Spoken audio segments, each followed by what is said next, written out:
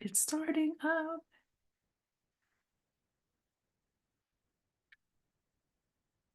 Okay, here I go. I don't like to look at myself. Okay, here I am. I'm gonna mute this. Okay. So, how y'all been doing? How is everybody? Wait, let me minimize this page. Okay. So how are you guys doing? Hi, Sharif. How you doing? Hey, Kimberly from Killeen, Texas. Hello, everybody here in the webinar. And so I want to say hello to everybody in YouTube world. I'm also streaming on YouTube. I don't know. I just pick a channel to go live on. But today I'm going live on Coaching with Dr. Alicia. It's a YouTube channel, Coaching with Dr. Alicia, going live there. And welcome everybody. I am Dr. Alicia. Look at this. We are reading from this book, How to Be an Adult in Relationships. It's the Five Keys to Mindful Loving by David Rico. David Rico. And we finished chapter 6 2 weeks ago. And today we're going to talk about chapter 7, which is all about ego. And if any of you all know, you do have to let go of your ego in order to have a healthy relationship. Y'all, this has to happen.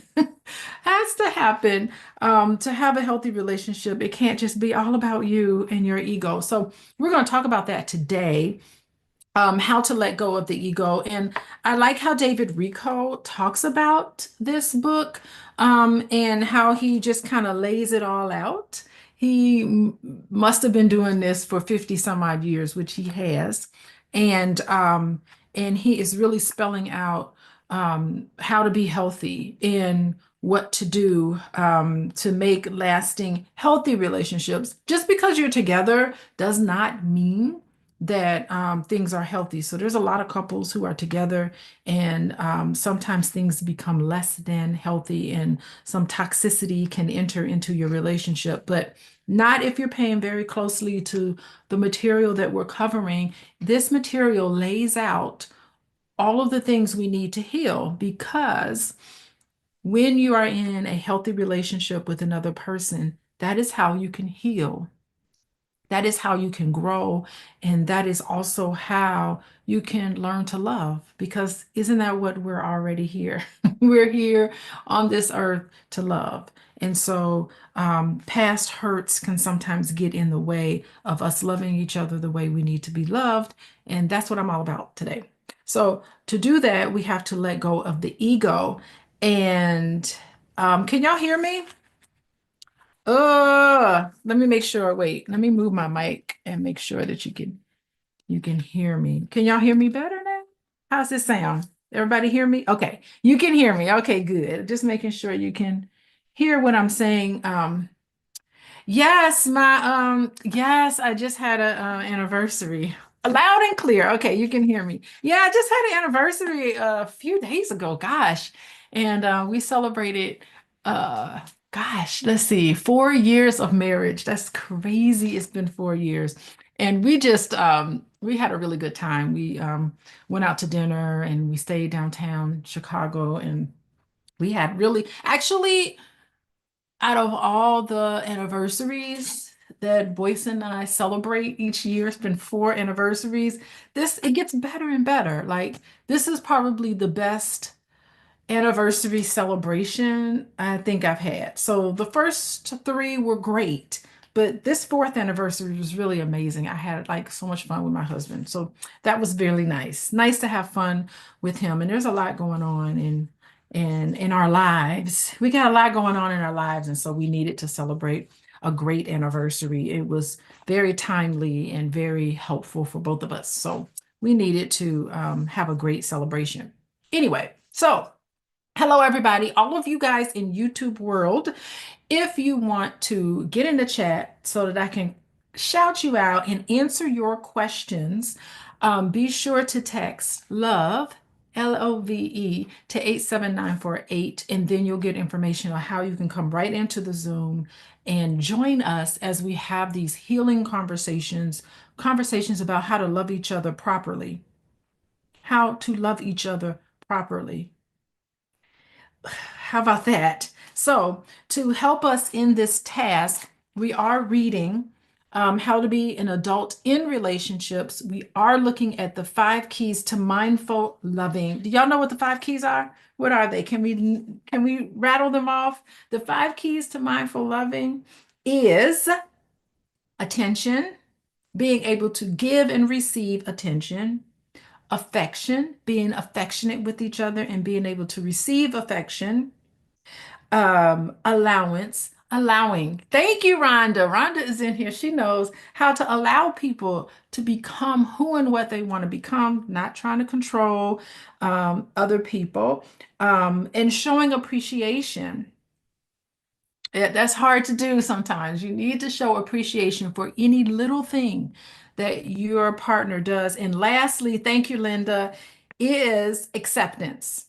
So, no judging, just trying to accept each other, allow each other, and then make a decision about whether that works for you or not. But whatever it is, it has to be mindful in the way we love each other, in the way we think about our relationships and people who are very close to us. So today, we are going to begin chapter seven. Chapter seven, and it's interesting because we're getting to the end of the book. It's like chapter seven, there's chapter eight, there's chapter nine, and then there's an epilogue. Just when you think it's over, it's not over. There's an epilogue. And then we got to try to figure out what we're going to read next. But that's down the line, but I would like to have eventually, maybe we can all vote on it and decide what type of text we're going to cover next. Maybe it'd be one of my own books, maybe not. It doesn't have to be, but it might be something, as long as it has the goal of healing, it has the goal of loving each other in a way that is healthy, then I'm all for it. So, y'all think of something, think of a book and let me reach out to me and let me know, type it in the chat and I'll get an ongoing list and we will decide. Okay, so let's get started. Let's get started. Letting go of the ego. The ego. Oh my gosh. Y'all know what? Wait, before we get into chapter seven, do y'all even know what the ego means? What does it mean to let go of the ego? Let's see. What's my ego? How about this? Um, I'm very connected to my role as a mother. I got three children. Let's tell you, I had my first child when I was 29 years old. So I have been a mother for a really, really long time, over 20 years. I have been a mom. And so my ego, of course, is tied to that. Like I was just doing a talk in Detroit. Anybody from Detroit here? I just did a talk with my husband in Detroit, not a week ago, but 2 weeks ago. I did a discussion about my role as a mother, and I was talking about, how important that is and how I tie myself to being a good mom. Like I pride myself on that. And my ego is attached to that. So, Kim, you had a child at 29? Yeah. It's like I feel like I've been parenting for such a long time. It's a double-edged sword because embedded in being a parent, Kim, means that eventually they're not going to need you anymore. So when you're a good mom, Kim, you want your children to grow up and not need you anymore. Well, what was I doing last weekend? Last weekend, this time, I was sitting at graduation. My middle child, my daughter, Nicole, we call her Coco, she graduated from high school, and I'm sitting there boo-hooing, crying because I'm like, she's not going to need me anymore. Like eventually, I know time is running out and she's going to go to college and never return home. That's what we hope. So I'm giving her a hug and all I could see is this little 5-year-old girl. So it's my pride, but I know what's best for the relationship with my daughter is to transition. It's to move into a new relationship where she's 18 now. She's all grown up. Yes, I know they'll always need me, but not quite like I want to put a bottle in her mouth and rock her like a baby, Sonia. There's no more babies in this house. And my youngest daughter, she's taller than me. She really doesn't need me. As soon as she's done in the next couple of years, I'll be an empty nester. I don't know what to do with myself because my ego is so tied to being a parent. And so this is timely discussion. So, but we're going to bring ego into how this relates to romantic relationships because I'm their mama no matter what. Don't nobody need to be stepping in trying to be their mom. Like, I got this. I'm their mom. Thank you, but we don't really need you. I got it. Same thing with my partner. Like I'm married, I'm part of my ego is attached to being a wife and part of that. So it's also attached to all those things. Ain't nobody gonna come in and be a wife to my husband like I am, right? So ego is attached to that, but there's a double-edged sword. Where does it get into possession, and where does it get into where it stops the flow of the relationship? It's always a transition. And how do we navigate that transition so that my daughter can grow, so that my relationship can grow? So things are always changing and the dynamic is changing. So I have to let go of being a mom to a child. She's not a child anymore. She's 18. She grown. And she probably thinks she's more grown than she is, but that's fine. She's trying on those hats. She is launching and going to college and we'll see what happens. Hey Karen, how you doing? Hey everybody. So we are talking about ego today and how it plays into relationships. So we are on page, oh gee, they don't even name the page. Okay. We are on page 195 of this book, How to Be an Adult in Relationship. We already talked about the 5 keys to mindful loving by David Rico. He is a therapist and a social worker, just like myself. So I love the orientation of this book. So chapter 7 begins with a quote. Uh, let's see. Are you willing to be sponged out? Are you willing to be sponged out, erased, canceled, made nothing? If not, you will never really change. Phoenix. It's interesting. Someone named Lawrence, I guess it's a guy, I don't know who D.H. Lawrence is, who made that statement, but it's in a book called Phoenix. Ha. So Phoenix has to rise from the ashes. I just remember that from mythology, that the phoenix, the purpose of the phoenix is to rise. What Phoenix does is something burns down and then it's the phoenix that rises out of the ashes as this new evolved person. So, so in order for the phoenix to go through this process, the you have to be willing to be sponged out, erased, canceled, made into nothing, letting it go.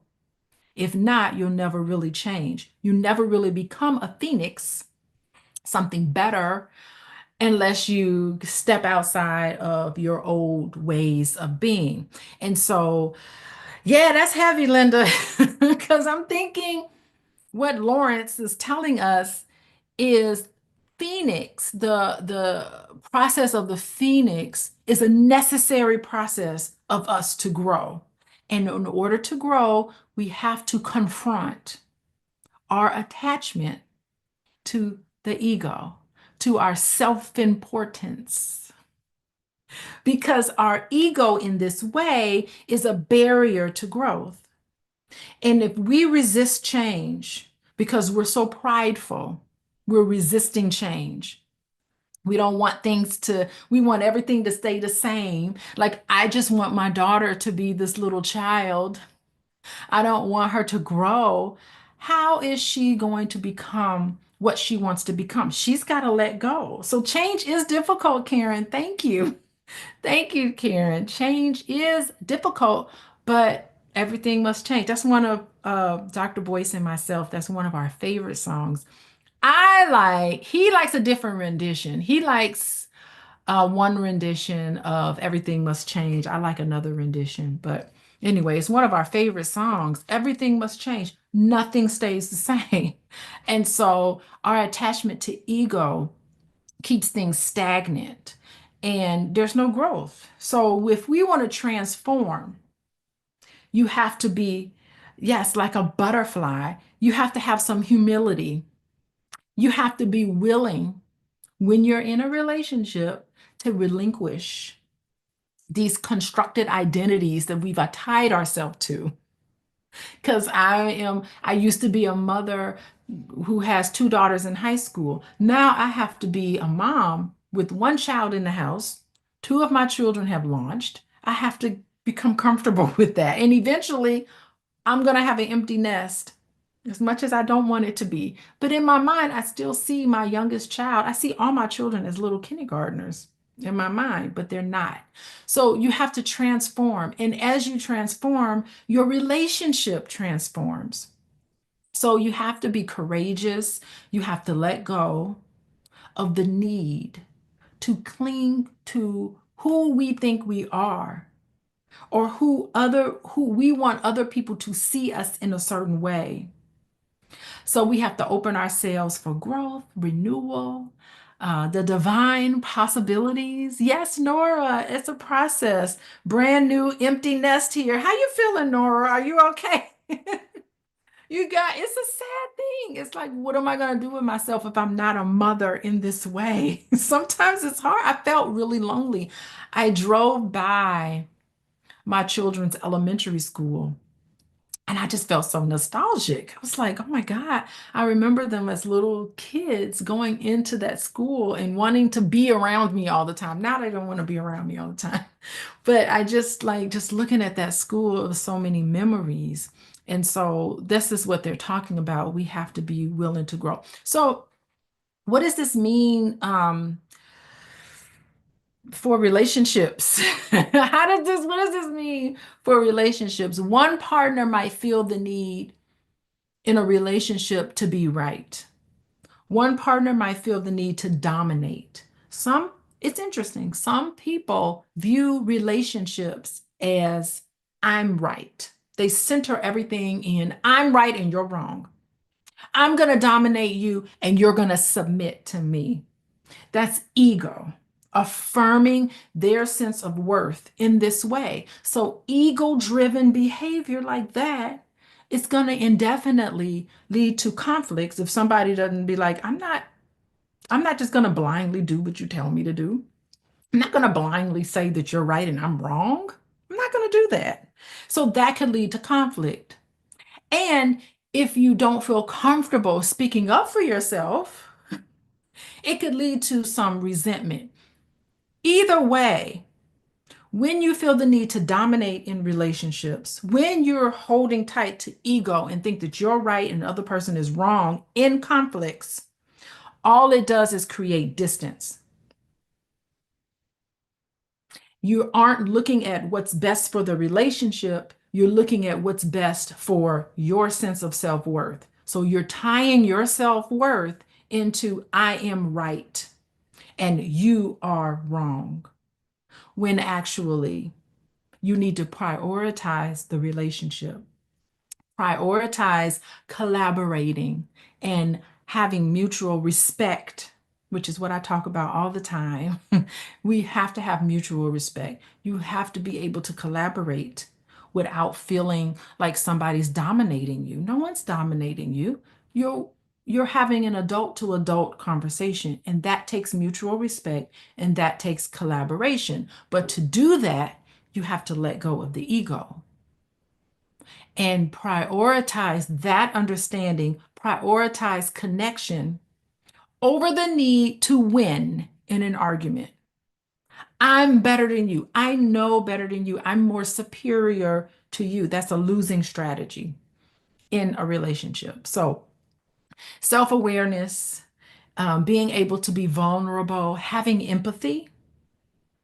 That's stepping outside of your way of thinking and trying to step inside of another way of thinking. That creates space for growth in the relationship. That's healthy, that's supportive, that's loving, looking at what's best for us and not just getting into I'm right and you're wrong. I think y'all get it. So I think that this is probably where this book is going. That's my understanding of letting go of the ego, needing to be right. Michelle, how you doing? Thank you for the happy anniversary wishes and happy Mother's Day to you too. Yes, yes. Okay, so let's go on. I haven't even made it past the quote, but this is setting, what he's doing is he's setting the stage for how to do this. So he's laying it all out. But what I like about this book is he gives you tools, step-by-step tools on how to accomplish this. So let's see what he says. We are at the top of page 195 in my version of the book. I have the paper copy because I'm old school. But it's chapter 7, the first page of chapter 7. So let's see what he says. Okay. If the partners in a relationship are mainly concerned with proving themselves right, then ego rules the relationship. If they are concerned with how to make the relationship work, then cooperation, cooperative love rules. Ego, which means I, is the main obstacle to intimacy, which implies we. In reality, there is no solid, separate self. We are all interconnected and contingent upon one another. Hmm. Ego is a conventional word for the center of our conscious, rational life. I'm the center of my life. The ego is functional. So it's a double-edged sword, right? The ego is functional when it helps us fulfill our goals in life. We go to work. We're thinking about, you go to work, you're also thinking about the company, but you're also thinking about yourself. It's a different context. Your boss and your job is not at all similar to your interpersonal relationships. When you're at work, you have subordinates, you have people you report to, you have people that report to you. That is not what romantic relationships are about. The difference here. So they're saying that the healthy part of this, the ego is functional where it helps us fulfill our goals in life. It is this healthy ego that lets us be fair and alert witness without the interference of meddling mindsets. If it is our healthy ego that assesses opportunity or danger and acts accordingly, it is our healthy ego that makes the choices necessary to live in accord with our deepest needs, values, and wishes. Most admirably, the healthy ego accepts human paradoxes. Oh boy, a paradox is something that a healthy ego has to grasp.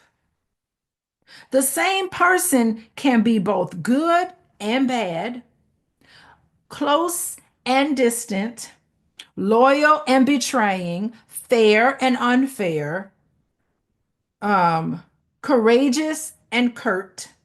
Oh, courteous and curt, need fulfilling and needy. The healthy ego is part of us that has come to terms with all of the givens of human behavior, however unappealing, and still is able to love.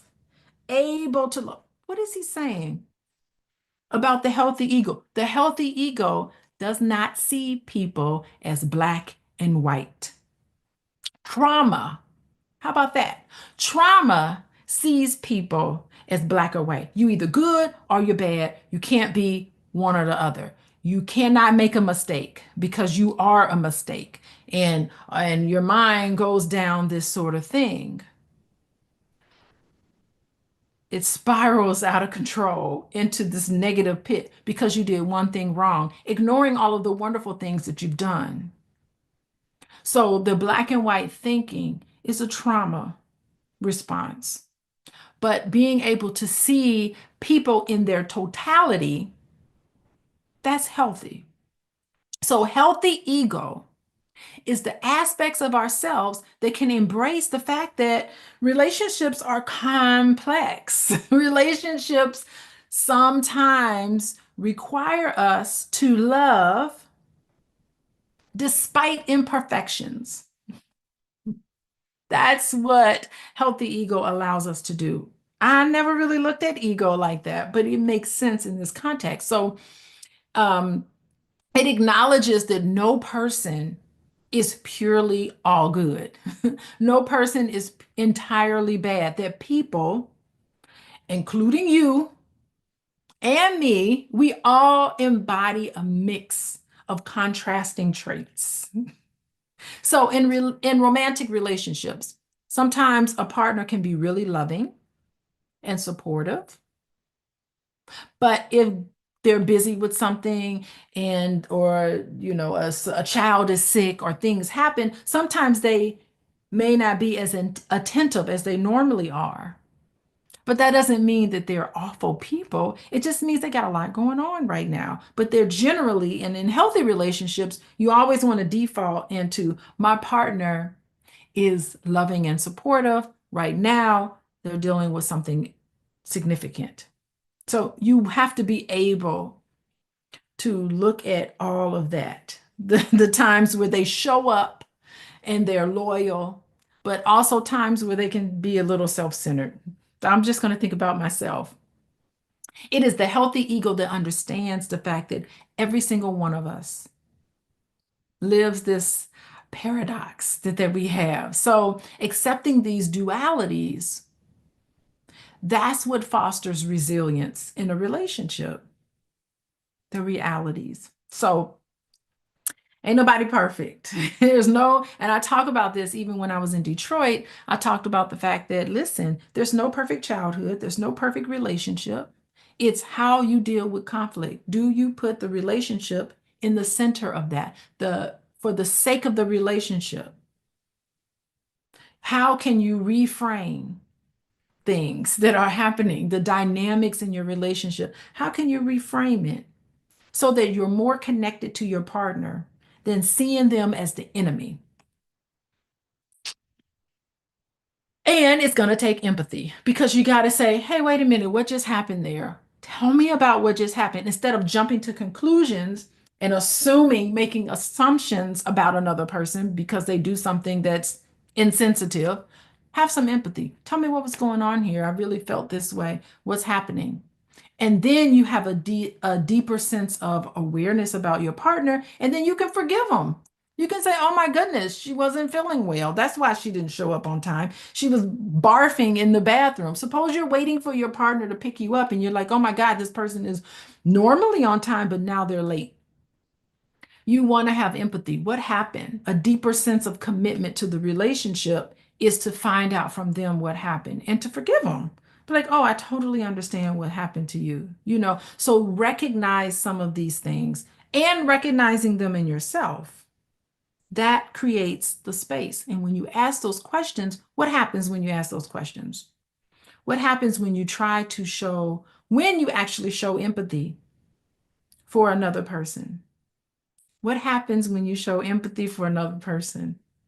They become vulnerable. You create a space where they can be vulnerable. There's emotional growth. The relationship you become more committed in your relationship and it's more authentic. Yeah, I feel comfortable talking about what's going on in my mind because I know I have a partner that can hear it. So you become more authentic and more enduring. Yes, Phyllis, you're so right. Better communication and understanding.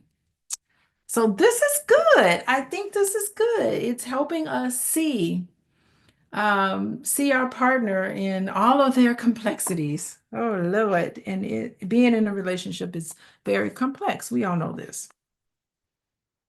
You could become like a river meeting the ocean. Yeah, come on, Rhonda. That's my girl. Yes. Yes, I can count on Rhonda and Phyllis for some good comments. But anyway, so I'm saying hello to you guys. We haven't even gotten off the first page of chapter 7 of How to Be an Adult in Relationships, The Five Keys for Mindful Loving by David Rico. And we still on the first page, and we already been talking for a half hour. So it's going to be a while before we get through this book. But I think it's important.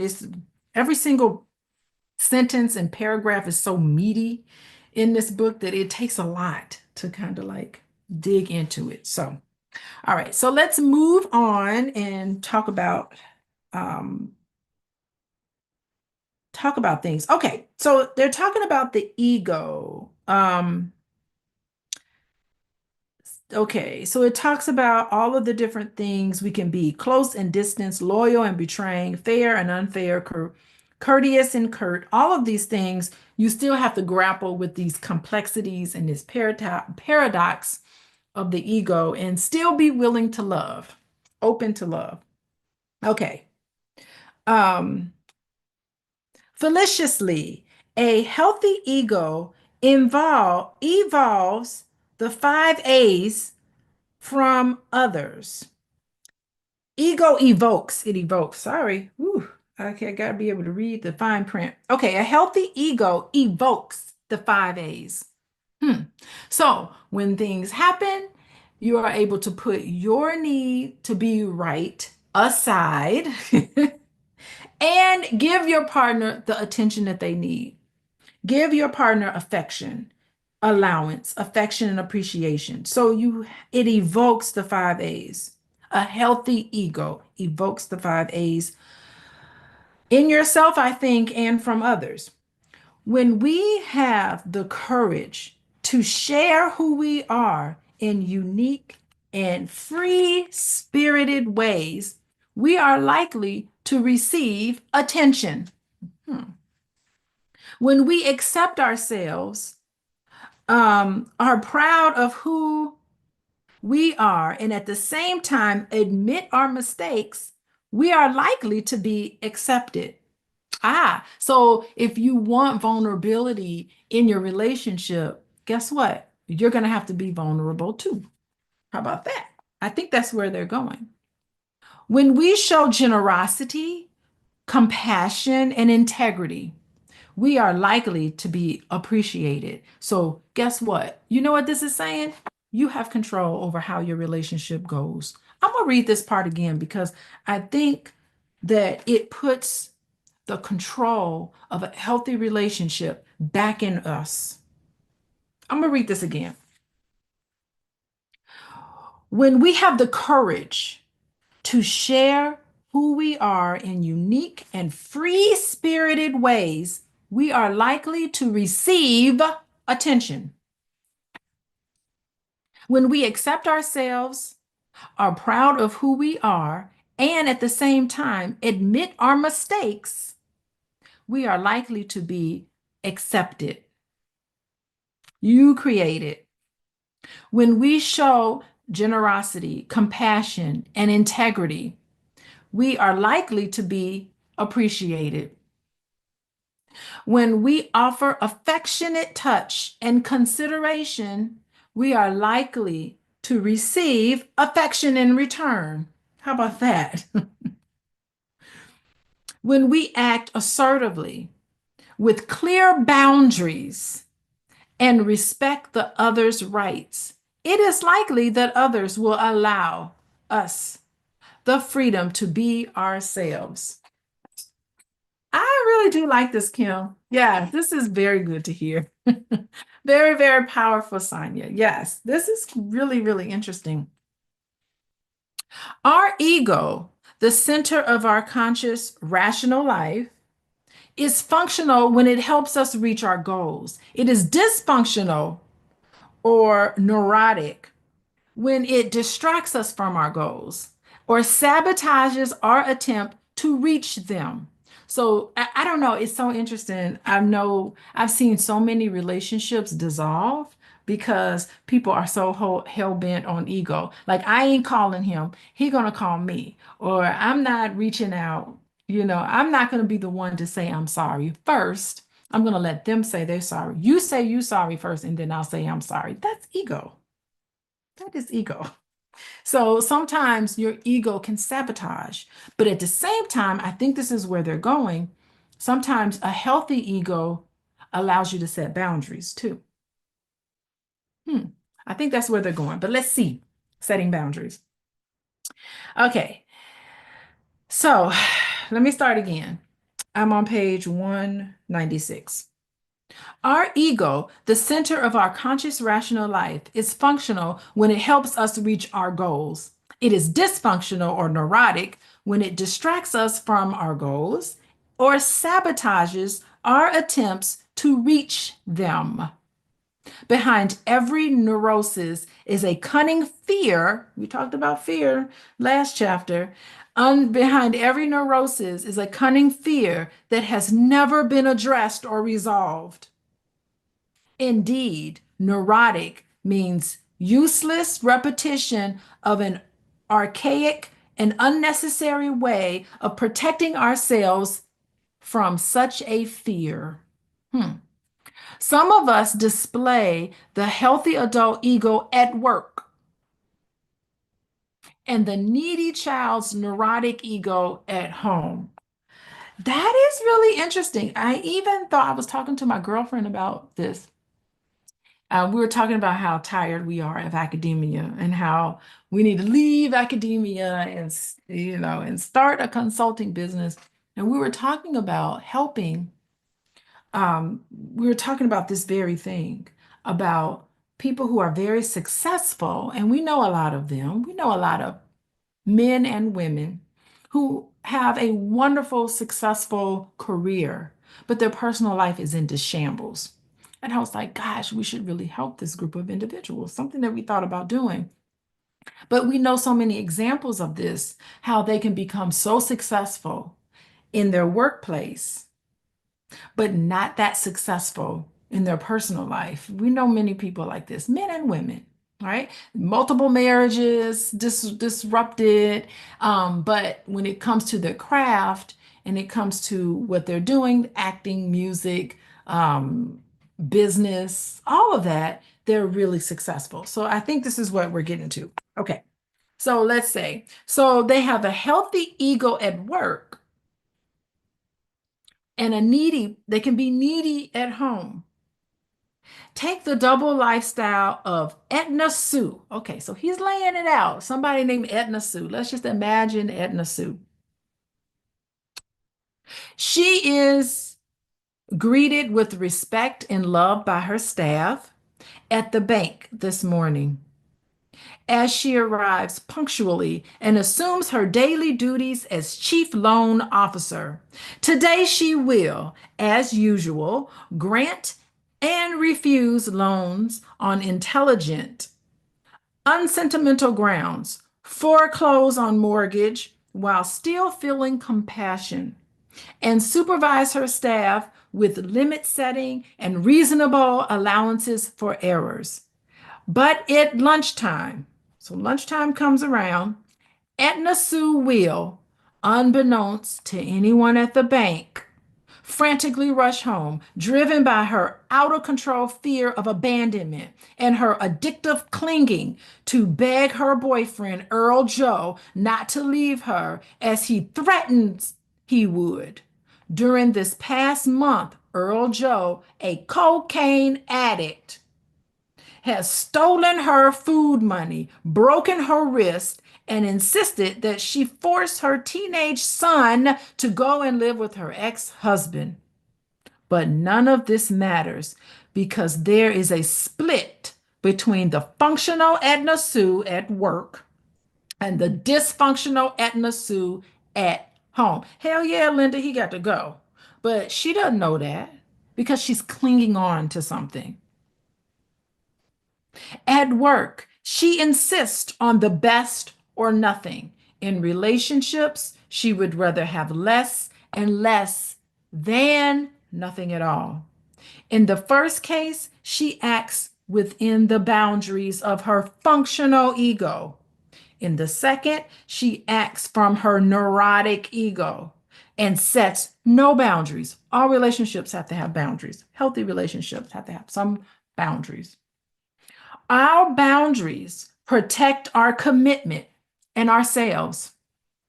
A person without personal boundaries makes her commitment to the maintenance of the partnership, whether or not it is working. Y'all know people like this? The authors, yes, Sonia, David Rico. You pronounce it Rico, but it's spelled Richo. But y'all know people like this? Yes. Yes, we all know some people like this. Oh my gosh. With no clear boundaries, on the other hand, we see when a relationship is not working or invite our partner to work on it. When we see when a relationship is not working, when you have clear boundaries, on the other hand, we see when a relationship is not working and invite our partner to work on it with us. If he agrees and joins us, we are in with both feet. If he declines, we move on with grief. I'm so sorry. You want to adhere to the boundaries. I feel really bad. And also without blame. You can't blame them. Yes, they are blinded by codependency. Thank you, Rhonda. You cannot blame somebody for being who and what they are. That's the acceptance. There's no living in denial. If they don't respect your boundaries and you know that that's important for you, you can grieve the relationship and move on. It's complex, but it can happen. What y'all think? What y'all think? Because if you don't have boundaries, you can feel compelled to maintain a partnership, whether it's truly fulfilling or functional. So, a lack of boundaries leads to an unhealthy dynamic, and there's no commitment to the relationship. You have to commit to healthy relationships. So, sometimes you could be in a relationship or in a marriage with someone because why? Because you feel obligated to do it, or you're scared to leave. You're scared or afraid of being alone. Those are the two reasons why you stay in a relationship where another person is not being respectful or won't even listen to the fact that some boundary violations have occurred, just like with this Edna Sue, just like with Edna Sue. Clear boundaries are in place, then we can gain the ability to recognize when the relationship is not working. Just like it doesn't, I'm not asking you to change. I'm just saying this relationship is not working for me. Doesn't work for me anymore. You can say that because that's a better way of saying our relationship is not working.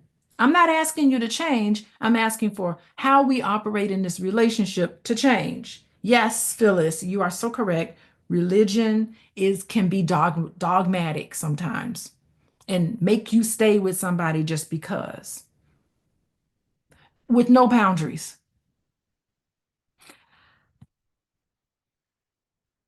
So, with this awareness, what you do is you openly communicate with your partner. You invite them in to have conversations about how to make the relationship better, how to make it, making sure that everybody's fully invested. But if they choose not to engage, just move forward, grieve the relationship, because boundaries allow us to honor our needs while fostering accountability and respect. Whether relationship progresses or whether relationship ends, it doesn't matter. Hold on, my daughter's calling me. Hold on a second. Hey, I'm doing a video. I gotta call you back. She keeps calling me over and over again. Sorry about that. That's me being my mama. I'm letting her know I'm in a video. Okay. So boundaries, right? We have to be comfortable with boundaries. Thank you, Phyllis. Grieve and forgive. Yeah, and forgive yourself for making the wrong choice. Like, I did it. I went out there, I tried to love somebody, and the relationship just didn't work for me. It didn't make me feel good about myself. This doesn't work. And so I had to say goodbye. And it hurts. It takes the sting out of parting ways. Yeah, yeah. I mean, it's hard to do that transition and the growth, the growth opportunity. Tough, y'all, tough. Oh, by the way, I didn't talk about how any of you guys can come and reach out to me. If you're struggling with any of this and you need a third person to help navigate boundaries in your relationship, you can always contact me at coaching with Dr. Alicia. Hold on, I'm gonna put my website in the chat. Let me see to everyone. I'll put it in here. Coaching with Dr. Alicia. Let me type it. Coaching with, oh Lord, I can't type. Coping with, there's my website. There it is to everyone. And that the grieving process, grieving the end of a relationship is something that it's a process. You have to have that for you to really move forward in a relationship. Okay. All right. So we're moving on page 197.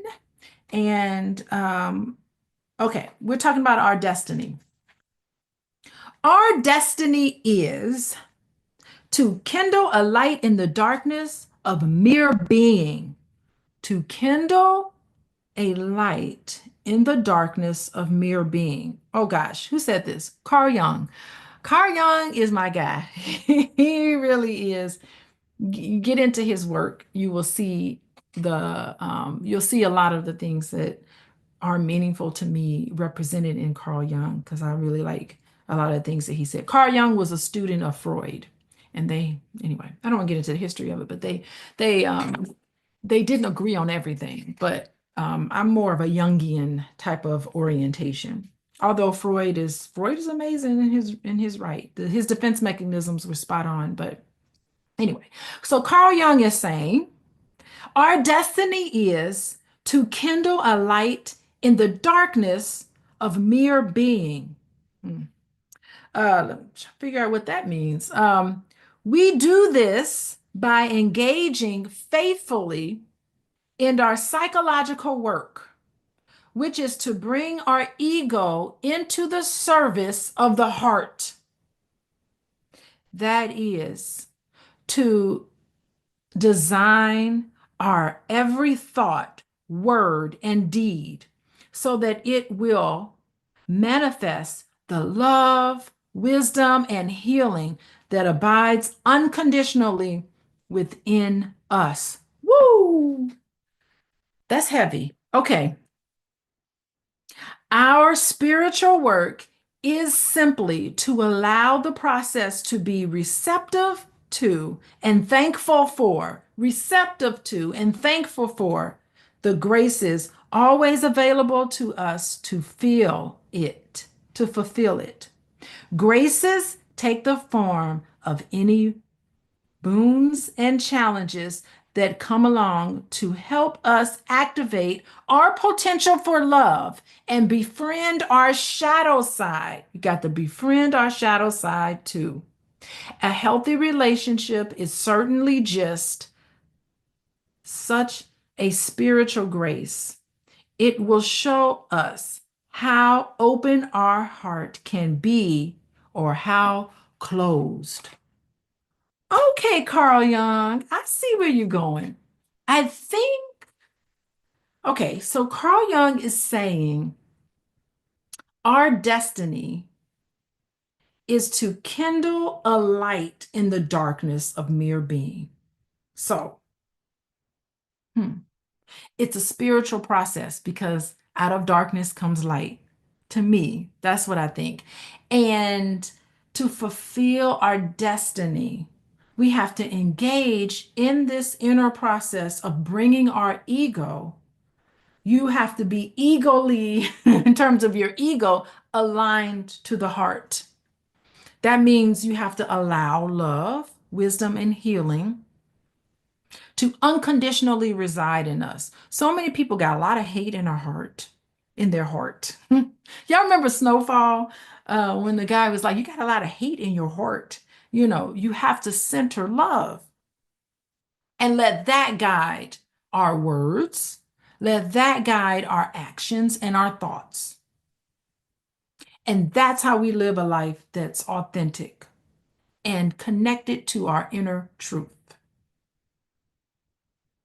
A healthy relationship, I think, is to me in this way is how we express ourselves. It's a very profound way of expressing ourselves so that we are aligned spiritually with who we are. So it's a mirror revealing the state of our heart. It's open but guarded. You know, you have to have an open heart, but you need to guard it. You need to say, this is unacceptable and offer opportunities for growth. Say, I'm going to invite you into a conversation with me so that we can have a relationship where we're connected openly and honestly so that both of us can grow and our relationship can grow. But I'm centering love, not ego, not hate, not wrong or right. I'm going to center it on love. And that challenges, that's how you really connect with the person. So we are invited to expand our emotional and spiritual understanding in that way. Carl Jung really designed. I'm trying to think like, what does this mean in terms of relationships? So, mm, okay, if we have conflict, because we know it's inevitable, we've already covered that, right? The fact that you're going to disagree, you're going to come from a totally different thing. But if you center everything with love, that means that you are able to go into and say, okay, I'm having a conflict in this area. So suppose, okay, let's give an example. Suppose you feel unappreciated in your relationship. Bring awareness to that. Just say, I'm feeling unappreciated right now. What is this reminiscent of?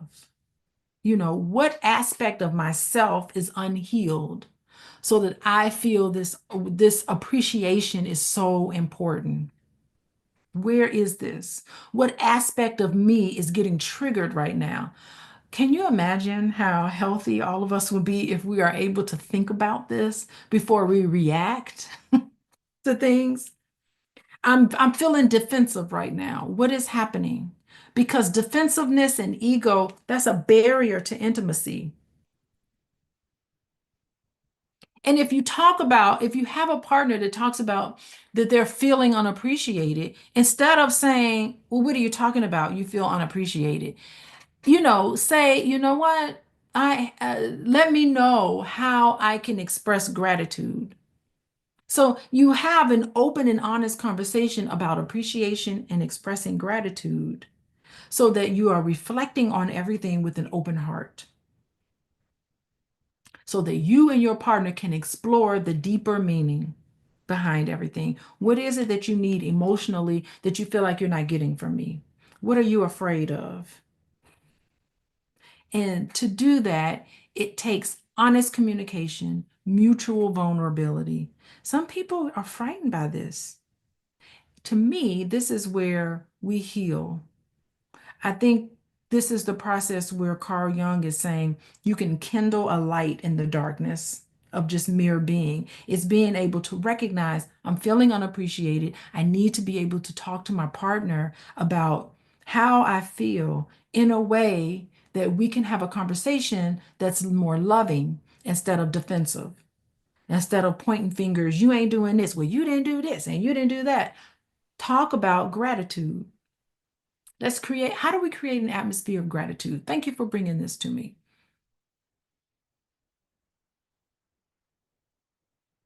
Reflecting on feelings, believe it or not, with an open heart, it's going to make the two of you connected. Why can't y'all do this? I just want to shake the world. You have to be doing this because this kindles the light.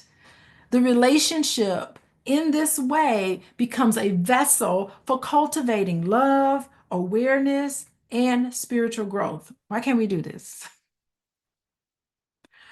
Let's see what Otis has to say. My wife doesn't speak about things she doesn't like unless other family members or friends are around. Otis, you're going to have to connect with your wife more. Set aside time every single day. Your wife is not here. You're here. If I was talking to her, I'd be saying something to her. But you are here, Otis. Otis, you can do it. Talk to your wife about how you feel and say, you know what? If you're talking to other people and complaining to other people about me, then you have to look at yourself and say, where in this relationship am I not fostering open communication between the two of us? She's seems like she's frustrated and resentful. Maybe she feels like she's tried to talk to you about it and it didn't go over very well. So it is a problem, Otis. I would immediately try to talk about it. Talk about what you've noticed. Talk about, I want to make things right. Because all basically, the men in general, I would say, men want to please their wives. So you can say that. Say, I want to please you. Yes. So Juanita, look at your comment. It is something about being vulnerable that makes us cautious and uneasy. Yes. Yes, we're cautious and uneasy. Oh, look at somebody. Who is this? Sonia. Whole thing about Carl Jung. Yeah. He's very prolific. I had actually thought about moving to Austria and taking one of his classes. But there's a Carl Jung Institute here in Chicago you can get trained in. I'm not certified in Carl Jung. Yeah, but he's profound. Phyllis, love casts out fear. Love is light, fear is darkness. Yes, Phyllis, that's exactly what it is. And on the other side of conflict with Otis, on the other side of that is connection with your wife. So if you want her to come to you and to talk openly, then you can come to her and talk to her openly. She wants to do it. She loves you, I'm certain. Brenda says, I don't have a partner. How does this work in family dynamics where women are supposed to be subservient to men? Um, I don't want to talk about that whole thing right now. I just will say in healthy relationships, everybody matters. Everybody's thoughts matter, everybody's opinion matters, everybody's feelings matter. Healthy relationships mean everybody matters, especially as an adult. As an adult, you having an adult to adult conversation. Everybody is on the same plane and they matter. It's an equal exchange in healthy relationships. Nobody is put to the side. Nobody is left feeling like they're less than. No one says it's my way or the highway. There's no parent-child dynamic in healthy adult relationships. Now, with how you relate to your children is another thing. Children can't be running things, right? But in healthy adult relationships, you consider that. That's what I'll say there. You up to her and you don't understand how she puts other people in front of me talking about children or grandchildren. Yeah, and this is a good conversation. What is it? How do you feel, Otis? Thank you, Otis. First of all, let's everybody give Otis a round of applause. Yeah. Everybody matters. Yes, it should be on a t-shirt. Let's give Otis a round of applause because this is really good stuff. I think that you have to specifically say what you want from her. I would like for us to come with some solutions. Say, how about we go out to dinner, just me and you? How about, I was so excited. I was talking to my husband this morning and I was saying, I want you to take me out to breakfast. I love going out to breakfast with my husband. Like, take me out to breakfast because he's like, what do you want? My birthday is coming up. And I was like, he's like, what do you want to do? Anything you want to do. And I'm like, let's just go to breakfast. That to me is a perfect birthday. Let's go to breakfast and spend time with each other. No phone, because you know he always on his phone. No phone. Just I want you and your undivided attention for an hour. That's what I give. And he's like, you got it. And I know he'll do it. So you have to specifically ask for what you want, Otis. Say, yes, children and grandchildren mean a lot, but let's carve out time for us because we mean a lot for each other. See what she says. I'm certain she's gonna be like, yes. So thank you, Otis. Yeah, we Otis, you got love here. We all love you. We love you in the chat. So let us know, Otis, how it goes. I hope it goes. Come back next week. I'll be here next week. Let me look at my calendar. Make sure I'll be back. June 1st. Hmm. I am doing something on June. I have a family event on June 1st, but I'll be done. I'll be done and I'll be back in time to do the book club. So June 1st, I will be here. Otis, come back in and let us know. That's your assignment. And come back in, Otis, next week and let us know when you have your special date and special. Okay, so Otis is coming back and let us know. Bring your wife if you want to. Good luck, Otis. Yeah, we're sending you love and luck. It can happen. It can happen for ya. Yes. Okay, so let's move along. Oh my gosh, it's already 9:30, the bottom of the hour. Okay, let me move on. Um, dang, where did I leave off? Okay, healthy relationship is certainly just such a spiritual grace. It will show us how to open our heart, how open our heart can be and how closed. Okay, so that's where we are. Okay, moving on. Okay, last paragraph for the night. Okay, with every passing day, a relationship ruthlessly erases our self-centeredness and demolishes our hubris. In a relationship, we keep discovering the price of authentic love and that it can turn out to be blissful to let go of ego. It can be blissful. This is because in a relationship, we finally notice what we give. We finally notice that we give the 5 A's more easily when our ego steps out of the way and takes our fears with it. So you getting rid of ego, you getting rid of fears, and you just loving each other with the 5 A's. And when fear steps in and ego steps in, you can't love each other properly. Wow. How about that? So, this is because in a relationship, we finally notice that we give the 5 A's more easily when our ego steps out of the way and takes our fears with it. And y'all know about fears because we talked about that in chapter 6, a long time ago. Chapter 6.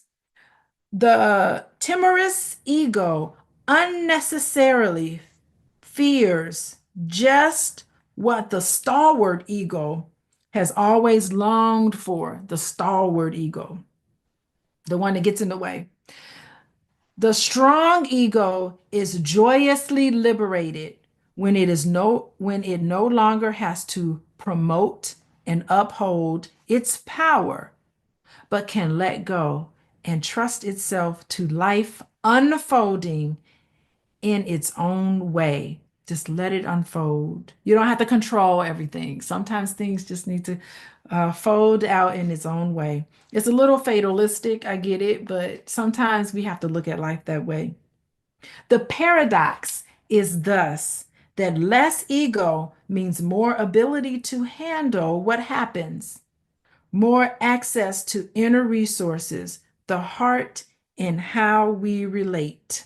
More heart in how we relate, more heart in how we relate to each other. Oh my gosh. The self-centeredness, the tendencies break through the walls of our egos. Woo. That is heavy. Um, yeah, I think depending on how long you've been in a relationship with somebody and you continue to grow closer, you continue to be mercilessly expose our vulnerabilities.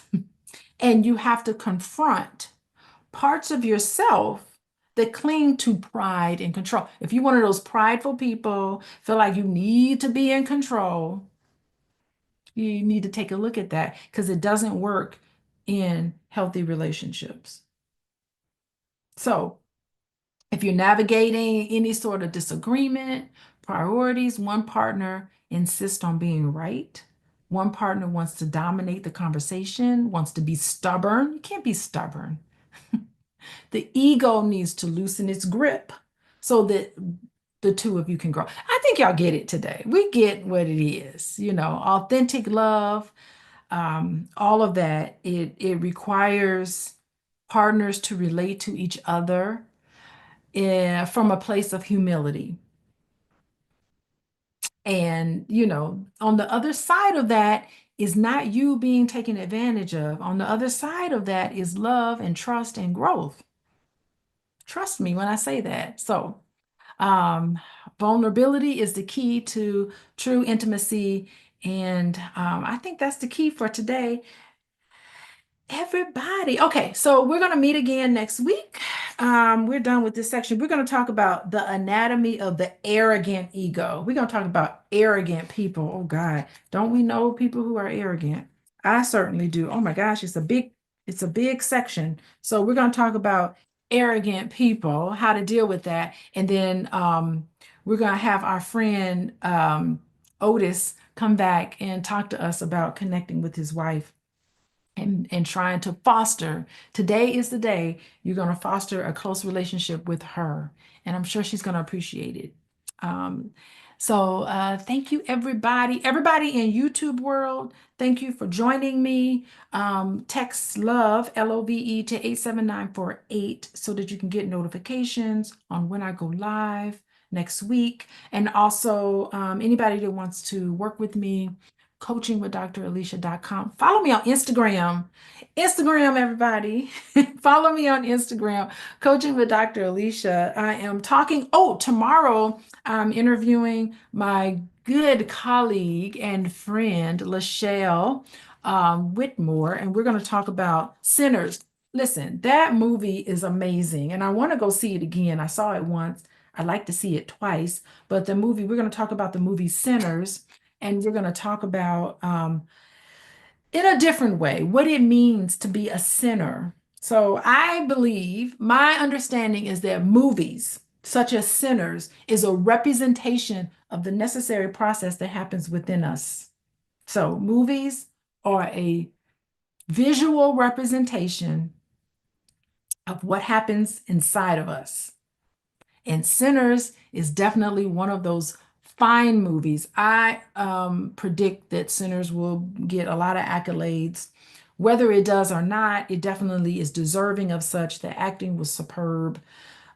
Just everything was great about that movie. And we're going to dive into it tomorrow. So stay tuned. I'll put some stuff up on Instagram and I'll start promoting it. Maybe I'll ask my husband to send an email out or a message out to everybody to join us to talk about Sinners. A lot to unpack in that movie. Y'all seen that movie? We're going to give some spoilers. Sinners was wonderful, Sonya. Yeah, Michael B. Jordan, come on. I didn't even know he was a twin. And I was like, whoa. Oh, Rennie, I saw it twice. I wanted to see it. I really feel like I need to see it twice because there was so many chunks in there. But anyway, I'm going to talk about it tomorrow in a way where it's a little different from how everybody else have been talking about it. But anyway, I will see y'all later. Have a good night and join me tomorrow when I talk about sinners. Bye, everybody.